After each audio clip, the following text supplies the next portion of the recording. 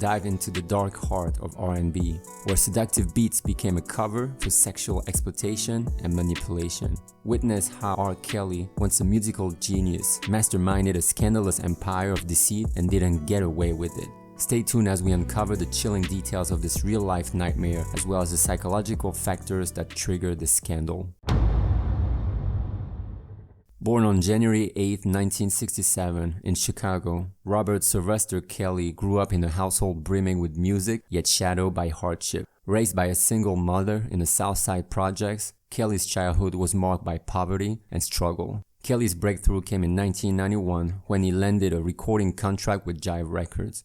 This was a pivotal moment, marking his transition from a local street performer to a recording artist on a national label. By the mid-1990s, R. Kelly had not only established himself as a leading figure in R&B, but also as a prominent songwriter and producer, working with other big names in the industry. Yet beneath the surface of this extraordinary success, there were rumblings of a darker nature, whispers of scandal that would in time overshadow his musical achievements. On December 21, 2000, the Chicago Sun-Times published a report that would send shockwaves through the music industry and amongst his fans. The report detailed allegations of R. Kelly using his position and influence to engage in sexual relationships with underage girls. The report was followed by a lawsuit filed in 2001 by Tracy Sampson, a former Epic Records intern who claimed Kelly impregnated her when she was underage. Although Kelly denied the allegations, the case was settled out of court, adding a layer of suspicion to his already tarnished image. The most shocking revelation came in 2002 when a video surfaced allegedly showing R. Kelly engaging in sexual acts with a minor. The video's contents were disturbing and led to Kelly being charged with 21 counts of child pornography in June 2002. However, amidst these allegations, R. Kelly's career did not falter. His albums continued to sell and his fan base remained loyal, a testament to the complex relationship between celebrity culture and moral accountability. The trial for the charges related to the video took place in 2008, a full 6 years after the charges were filed. The delay was partly due to the complex legal maneuvers and the challenge of identifying the girl in the video. In a verdict that surprised many, R. Kelly was acquitted of all charges. The jury found the evidence insufficient, primarily due to the fact that the alleged victim did not testify. On July 17, 2017, a report by BuzzFeed News reignited public interest in the R. Kelly saga. The article detailed accusations that Kelly was holding young women against their will in a cult-like environment. Parents of these women accused Kelly of brainwashing their daughters and keeping them in properties he rented. Kelly and his legal team denied these allegations, calling them an attempt to defame his character. However, the story sparked a new wave of scrutiny, leading to movements calling for a boycott of his music and performances. The turning point came with the release of the docuseries Surviving R. Kelly in January 2019. The documentary featured interviews with several of Kelly's alleged victims, ex-associates, and family members, painting a disturbing picture of abuse, manipulation, and predatory behavior. On February 22, 2019, the Cook County State's Attorney's Office charged R. Kelly with 10 counts of aggravated criminal sexual abuse. These charges were based on allegations from 4 individuals, 3 of whom were reportedly minors at the time of the supposed incidents. The indictment marked a significant legal blow to Kelly, who turned himself in to the Chicago police following the announcement of the charges. On March 6, 2019, CBS aired an explosive interview with Gayle King, where he vehemently denied the allegations and displayed highly emotional behavior. This interview, widely discussed and dissected in the media, seemed to further damage Kelly's reputation and public persona. Kelly's legal troubles compounded when federal prosecutors in New York and Chicago filed additional charges that included child pornography, obstruction of justice, racketeering, and violations of the Mann Act, which deals with sex trafficking.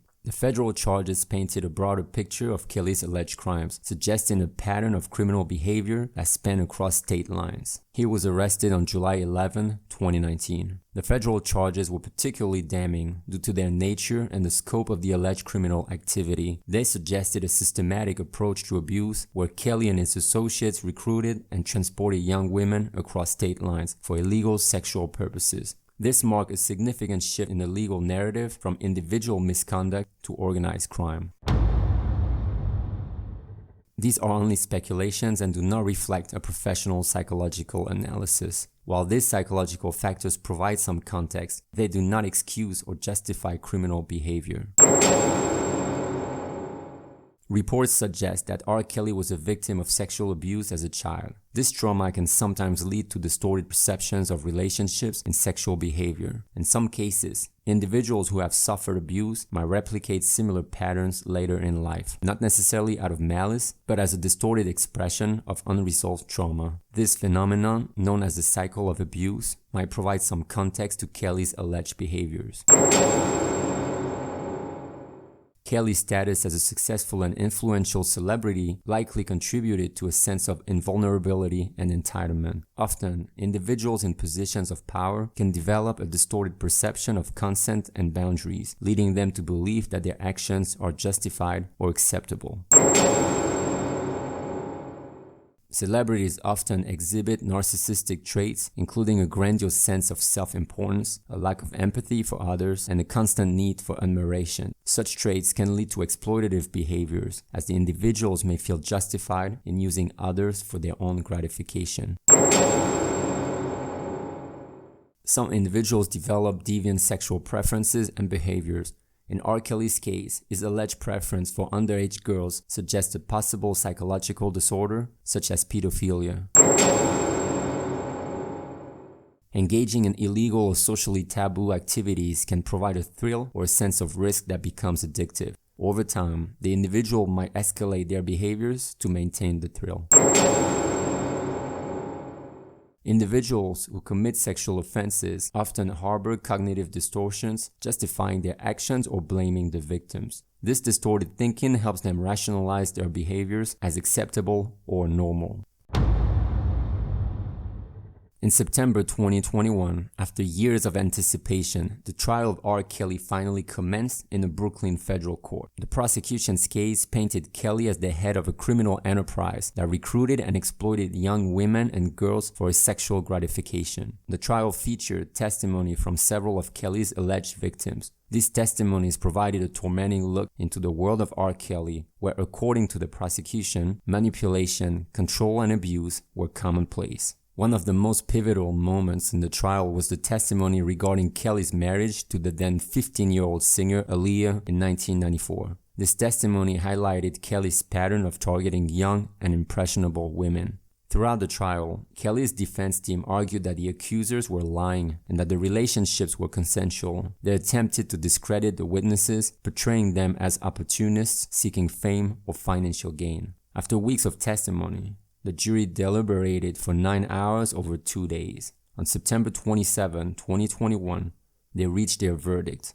R. Kelly was found guilty on all counts, including racketeering and sex trafficking. This verdict was a monumental moment in the case, signifying the downfall of one of R&B's most iconic figures. On June 29, 2022, Kelly was sentenced to 30 years in prison. He is incarcerated at the Federal Correctional Complex in Bertner, North Carolina, and is scheduled for release on December 21, 2045, when he is 78 years old. The conviction of R. Kelly represents a significant milestone in the ongoing struggle to confront and eradicate sexual abuse, especially in the entertainment industry.